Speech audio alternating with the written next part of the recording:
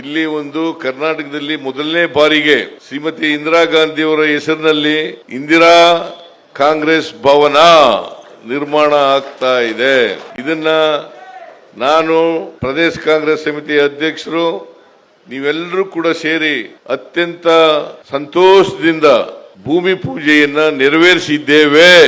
ಇಷ್ಟು ವರ್ಷಗಳಾದರೂ ಕೂಡ ಕಾಂಗ್ರೆಸ್ ಪಕ್ಷಕ್ಕೆ ಗ್ರಾಮೀಣ ಜಿಲ್ಲೆ ಇರಬಹುದು, ನಗರ ಜಿಲ್ಲೆ ಇರಬಹುದು, ಎರಡು ಜಿಲ್ಲೆಗಳಿಗೆ ಸಂಬಂಧಪಟ್ಟಂತೆ ಒಂದು ಸ್ವಂತ ಕಟ್ಟಡ ಇರಲಿಲ್ಲ. ಇದರಲ್ಲಿ ಹಿಂದೆ ದೇವರಾಜ ಅರಸರವರ ಕಾಲದಲ್ಲಿ ಈ ಭೂಮಿಯನ್ನ ಕೊಟ್ಟಿದ್ರು.